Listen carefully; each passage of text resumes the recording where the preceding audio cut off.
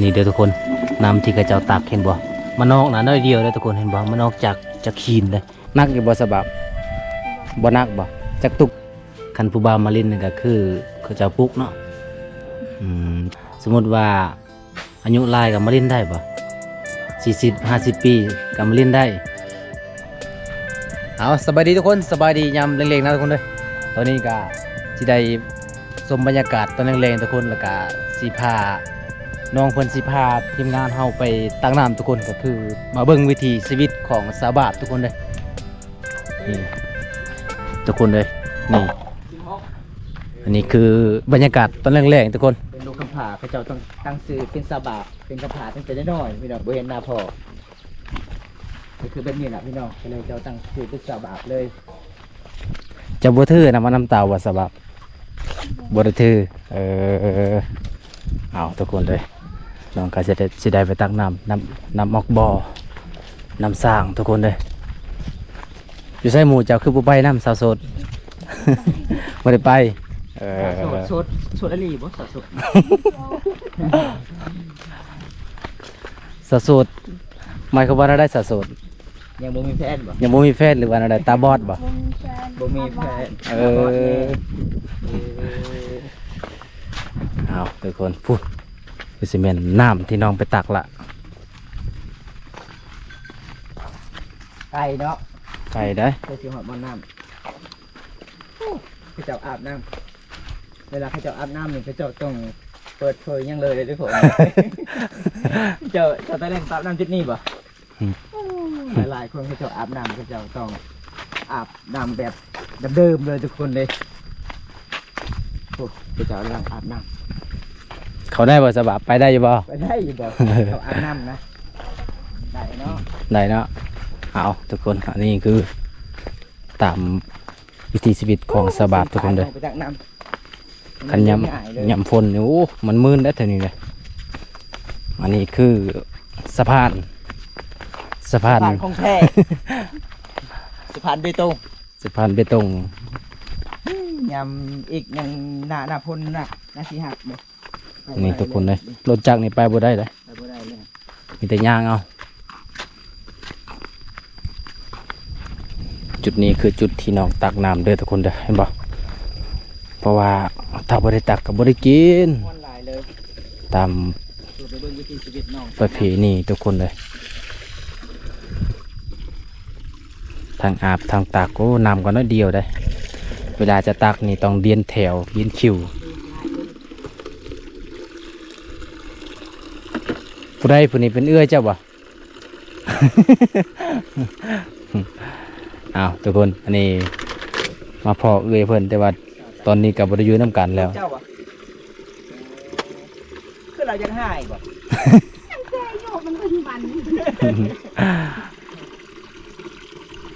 ดูกับแม่ก็อยู่เพื่อนต่างแล้วได้ตอนนี้นะเพราะว่าพอเพิ่นกับอีแม่เพิ่นก็ห่างกันแล้วทุกคนเลยอยู่หลายเดือนแล้วจะไปตักไว้เนาะสบายเนาะเปิดในเรื่องหมวกเจ้านะ14บ่เห็นเจ้าเช้าวันนี้บ่นี่ผู้สาวมีเขาสาวเนี่ยเขานี่เขาผู้สาวอายดีแหละเราจะดังน่าหัวด่า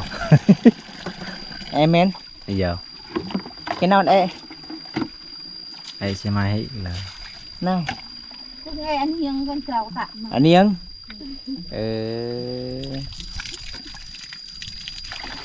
chắc túc cho thư sao bạn chắc túc la vô bà ship túc bà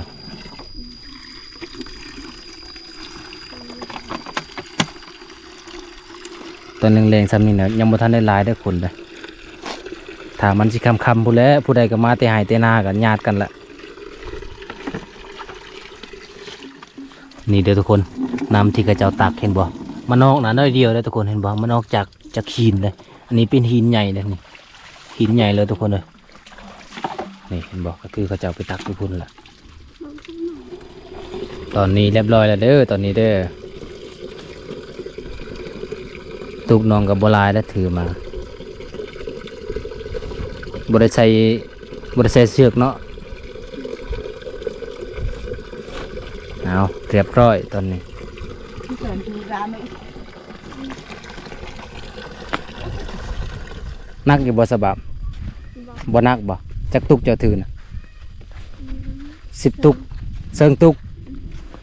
กคือ5 ตุกเด้อ ส่งน้องก็เปียกเบิดทุกคนเลย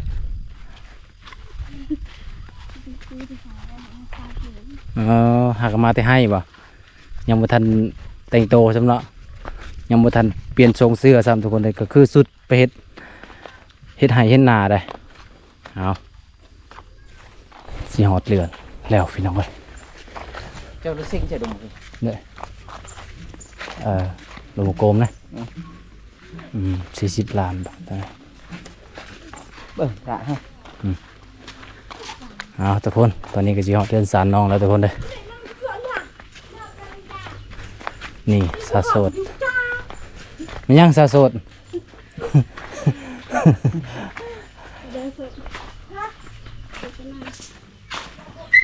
เป็นเพื่อนของสบาบเลยทุกคน เป็นครูนอนของเจ้าเนาะนี่สบาบกับบ่ได้เรื่องเกียรติได้เห็นว่าเพื่อนเป็นพิการกะน้องกับบ่ได้นำเกียรตินอนนำกันทุกคนโอ้เพื่อสิฮอดเฮือนพอแห้งเลย เหมือนเรื่องงานเลยที่สอนนักเรียน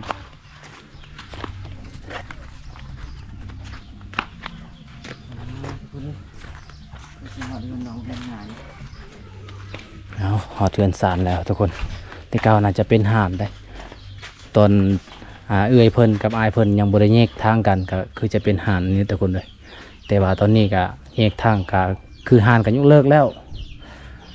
อยู่บ้านเฮาดำรงชีวิตบ้านออกบ้านนาโอ้อันนี้สาวโสดบ่ระวังนี่น้องเอ้ยน้องเป็นสาวโสดน้องเป็นคนพิการตาบ่ค่อยเห็นหุ่งทุกคน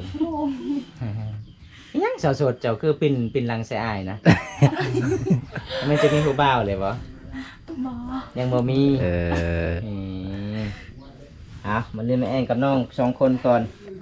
เบิ่งวิถีชีวิตน้องกะโอ้ยเป็นตายต้นน้องหลายเลยทุกคนเลยน้องดำรงชีวิต เจ้าจะบ่ได้ไปน้ำสบาประชาชนบ่ได้ไปบ่กี่นี่บ่ได้ไป แต่ละเทื่อน่ะจะไปตักน้ำอยู่บ่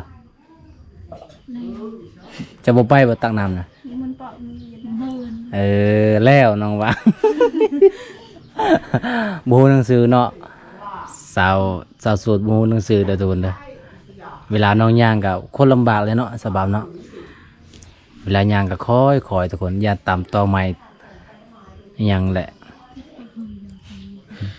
ถ้าก็มาแต่ให้บ่มันยังใส่เสื้อคือว่า2-3สั้นเลย ยันดำยันแดด นอนนำกันบ่เจ้า2 คนยังเป็นสาวโสดเบิดผู้นี้สาวโสดสื่อลาวนะเจ้าสื่อสาวบาบทุกคนเลยอายุจักปีเลยสาวโสดเจ้าบ่ฮู้บ่เจ้าบ่ได้เห็นหุ่งตั้งแต่เกิดเลยบ่น้องเห็นได้เวลาน้องไปกลางคืนน่ะเวลาเจ้าไปนอนอยู่เฮือนสาวบาบเจ้าบ่ได้ตั้มไปต่อไม้บ่ ถือไปซ้ายบ่ฮะเราถือบ่ไปซ้ายสบา จะ ย ถือโคมบ่มีโคมเลยไปมืดเลย โอ้โหเราชื่อใดบ่สบับทุกคนเลยมันแปลกน้องบ่เห็นตาบ่เห็นหุ่งตั้งแต่เกิดเลยทุกคนตั้งแต่น้อยจนฮอดเป็นสาวเลยเอาอันนี้คือสาวบ่าวนี่คือสาวโสดทั้ง2พี่น้องเลยนอนนำกัน2 คน แม่น แต่ยอมรับว่าสาวโสดนี่เพื่อนก็ได้ฟอเพื่อนใจดีเนาะ แม่น เพื่อนก็ใจดีได้สบายพี่น้องตอนรับหมู่เป็นพิการอีกทุกคนเลยแล้วเจ้าบ่ได้นอนอยู่เฮือนเจ้าบ่สาวโสด บ่ โอ้ก็คือเขาตั้งชื่อสาวโสดนี่ภาษามังกรก็คือเจ้าตาเจ้าบ่เห็นหุ่งบ่โอ้ก็เลยเจ้าตั้งชื่อเป็นโสดทุกคนภาษามังกรเอิ้นโสดทางภาษาลาวคือกันสิแปลว่าตาบ่เห็นหุ่งตาบอด ตาบอดเนาะ แม่นเลยเขาเจ้าตั้งชื่อเป็นสาวโสดก็คือสาวบาบนี่แหละเขาตั้งชื่อสาวบาบ เพราะว่าอีพ่อจากไปตั้งแต่น้อย ก็เลยเขาเจ้าตั้งชื่อเป็นสาวบาป สาวบาปเลยเนาะ ทุกคนเอ้าเจ้าคือเห็นยุงบิน แปลกเนาะ เราบอกว่ามวยยุ่งเด้ มวยคือยุ่ง แล้วให้ยุ่งไหล แม่นบ่สบายมวยคือยุ่งเนาะทุกค แส น ดงว่าจะเห็นแจงอยู่เนาะ แจงเนี่ยบ่แจงเนี่ยนั่นเนาะสะสุดเนาะเบิ่งเวลขนาดไปก็กลางเว้นก็ยังย่างคอยเนาะกลางคืนนี่จักซำไดเนาะ ว่างเลยทุกคนสาวโสดนี่เพิ่นแนมเบิ่งผู้บ่าวผู้บ่ได้สมบูรณ์นะมันจะแนมบ่วกบ่ จะมาแต่ใส่กินเช้าสบายจะมาแต่ให้บ่เพชรยังอยู่ให้ ตามมาหันเตียง ฮะ ตามมาหันเตียง ไปฮือให้ ตานเตรียมก็คือฮือให้เนาะแล้วล่ะบ่แล้วมื้อนี้ป่าทุกคน สาวโสดเจ้าก็ฮือให้ได้บ่ บ่ บ่เป็นเลย เจ้าตักน้ำได้บ่ ได้ โอ้เกลือหมูก็ได้ ได้ เกลือไก่เด้ ได้ เอาแล้วเจ้าชื่อบ่ไก่เจ้าบ่จักโต ชื่อบ่ ชื่อเนาะ ผู้โปง ผู้ โป โป น นผู้โปนเพิ่นว่าสิโตหมูได้จักโตหมูจ้ะนะ 1 คน 1 คน 1คน เออ